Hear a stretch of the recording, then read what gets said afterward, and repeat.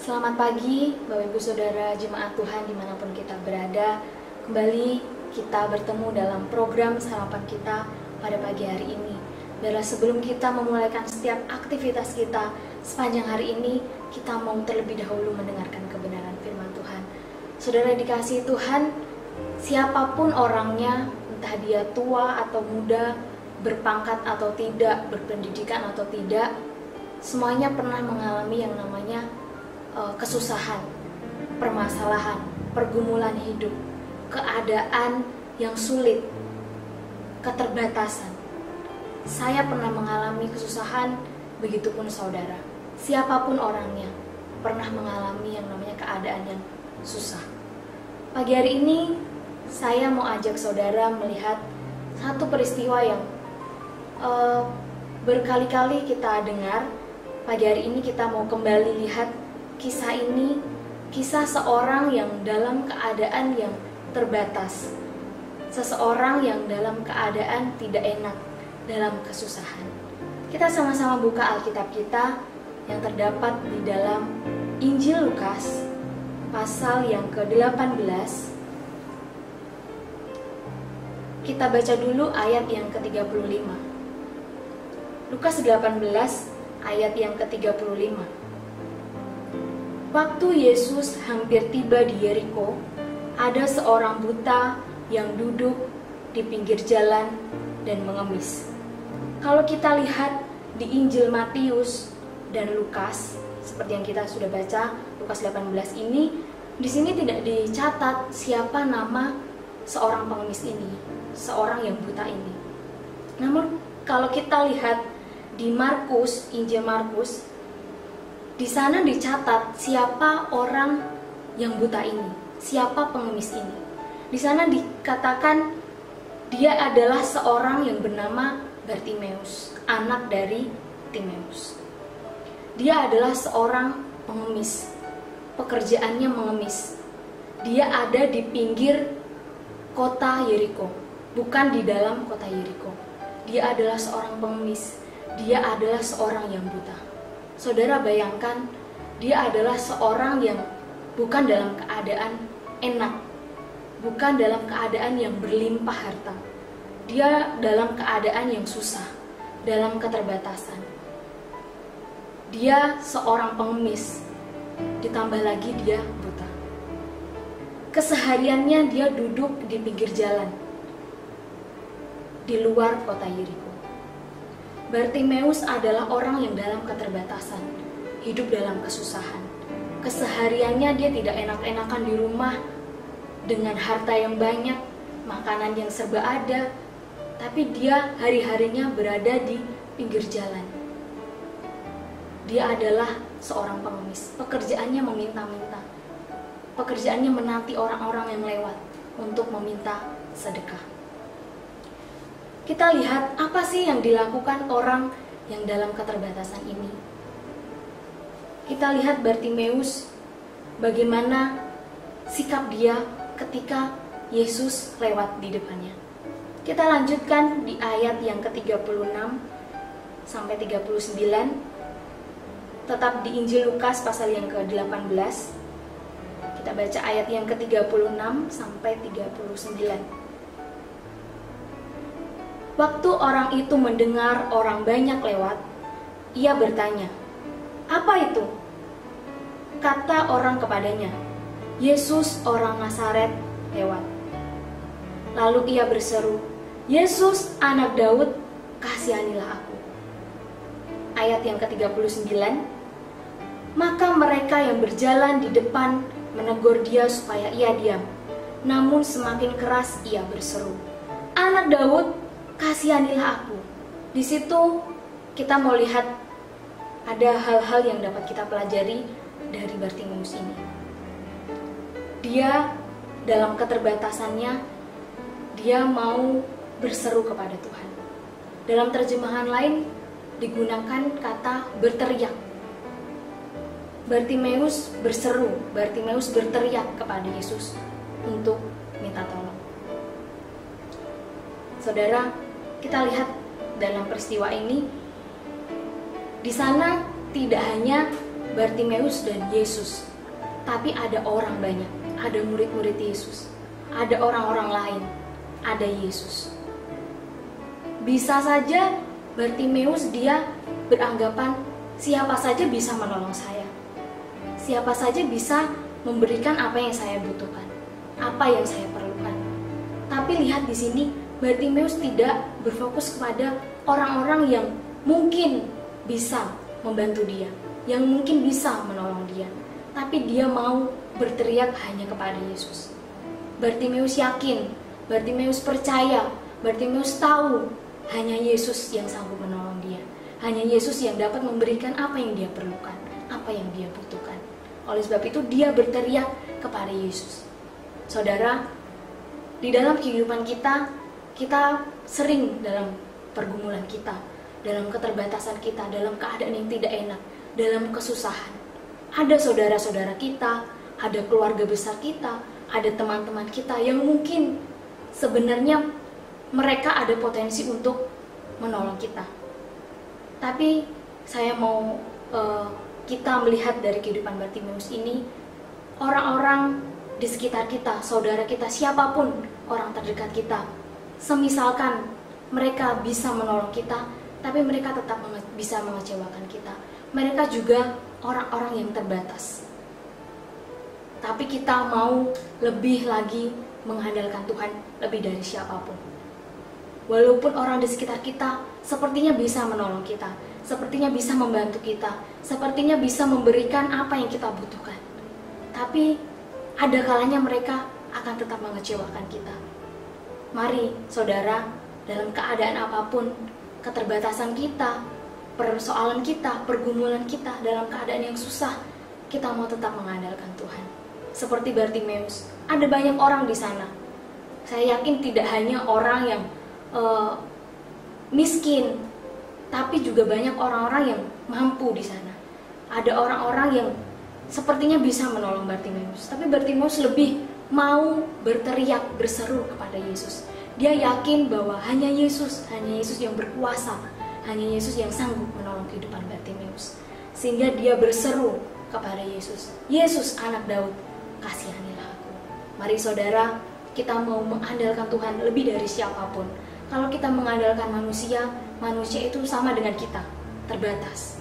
Ada kalanya mereka juga sibuk dengan perkara mereka, dengan persoalan mereka, sehingga tidak mempedulikan kita. Dan kita hanya mendapatkan kekecewaan. Kita tidak dapatkan apa yang kita perlukan. Tapi Yesus, ketika kita mengandalkan Tuhan, kita mengandalkan Yesus, kita tidak akan pernah dikecewakan. Kitab Yeremia, pasal yang ke-17, ayat yang ke-7, diberkatilah orang yang mengandalkan Tuhan, yang menaruh harapannya kepada Tuhan. Sekali lagi saya bacakan, diberkatilah orang yang mengandalkan Tuhan, yang menaruh harapannya kepada Tuhan. Saudara menjadi orang yang diberkati, saya menjadi orang yang diberkati kalau saya dan saudara mengandalkan Tuhan, bukan mengandalkan manusia. Kita lihat kembali ke dalam Injil Lukas. Kita lanjutkan ayat yang ke-39. Kita baca dulu di ayat yang 39. Maka mereka yang berjalan di depan menegur dia supaya ia diam. Namun semakin keras ia berseru, anak Daud, kasihanilah aku. Hal yang pertama yang dapat kita pelajari dari kehidupan Bartimeus adalah dia mau mengandalkan Tuhan lebih dari siapapun. Dia mau berseru, dia mau berteriak, minta tolong kepada Tuhan lebih dari siapapun. Yang kedua adalah Bartimeus ini tidak mudah menyerah. Dia pantang menyerah. Ini yang dilakukan Bartimeus. Ketika orang banyak menegur dia untuk diam, dia bukan diam dan pasrah dengan keterbatasannya, tapi dia tetap berteriak, dia tetap berseru kepada Tuhan. Dia percaya Tuhan pasti menolong saya, Tuhan pasti dengar seruan doa saya, Tuhan pasti dengar suara saya. Bartimeus dia tidak mudah menyerah, dia pantang menyerah. Dia tidak mau keterbatasannya itu membuat dia menyerah, tapi dia dengan keterbatasannya, dia mau tetap berseru kepada Tuhan, berteriak kepada Tuhan. Kita lihat respon Yesus ketika dia mendengar seruan Bartimeus. Ayat yang ke-40. Lalu Yesus berhenti dan menyuruh membawa orang itu kepadanya. Dan ketika ia telah berada di dekatnya, Yesus bertanya kepadanya. Ayat 41, apa yang kau kehendaki supaya aku perbuat bagimu? Jawab orang itu, Tuhan, supaya aku dapat melihat. Ayat 42, lalu kata Yesus kepadanya, melihatlah engkau, imanmu telah menyelamatkan engkau. Saudara bayangkan, di situ ada banyak sekali orang, dan saya yakin mereka tidak diam-diam saja di sana. Mereka tetap ngomong sana sini, memanggil-manggil Yesus. Tapi kita lihat di sini, Yesus dia mendengarkan seruan Bartimeus. Dia mendengar teriakan Bartimeus. Yesus, anak Daud, kasihanilah aku. Itu masuk di telinga Yesus dan dia berhenti. Yesus berhenti dan menyuruh membawa orang itu kepadanya. Kemudian Yesus bertanya, apa yang kau kehendaki untuk aku lakukan?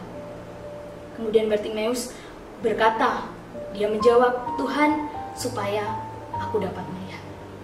Kita lihat jawaban dari seruan Bartimeus.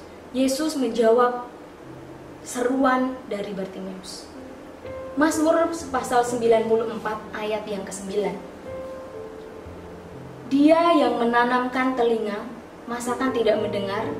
Dia yang membentuk mata, masakan tidak memandang?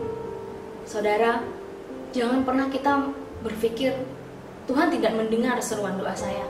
Saya sudah cukup lama berdoa, menangis, berteriak kepada Tuhan, tapi belum ada jawaban. Saudara jangan pernah berpikir, Tuhan itu tidak mendengar. Ayat yang sudah kita baca, dia yang menanamkan telinga, masakan dia tidak mendengar? Dia yang membentuk mata, masakan tidak memandang? Dia mendengar, saudara. Dia mendengar, dia memandang setiap kehidupan kita. Apapun yang menjadi pergumulan kita, persoalan kita, kesusahan kita, setiap seruan doa kita, teriakan kita, dia mendengar. Bahkan dia memandang apa yang terjadi dalam kehidupan kita. Mari saudara, kita mempunyai iman yang teguh di dalam Tuhan. Kita mau menjadi orang-orang yang berseru kepada Tuhan, mengandalkan Tuhan lebih dari siapapun. Kita mau menjadi orang-orang yang pantang menyerah. Kita mau terus mengandalkan Tuhan, berseru kepada Tuhan, hingga akhirnya kita mendapatkan jawaban doa dari Tuhan Yesus. Di ayat-ayat terakhir, kembali ke Injil Lukas.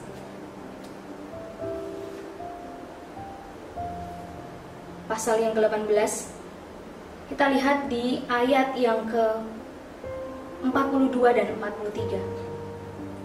Lalu kata Yesus kepadanya, melihatlah engkau, imanmu telah menyelamatkan engkau. Dan seketika itu juga melihatlah ia, lalu mengikuti dia sambil memuliakan Allah. Seluruh rakyat melihat hal itu dan memuji-muji Allah. Suatu kesembuhan yang dialami oleh Bartimeus. Suatu jawaban doa dari Tuhan Yesus kepada Bartimeus. Akhirnya apa yang dia teriakan, apa yang menjadi kebutuhannya, keperluannya, dia ingin melihat, akhirnya dia melihat. Itu yang dikerjakan oleh Yesus. Bartimeus sembuh.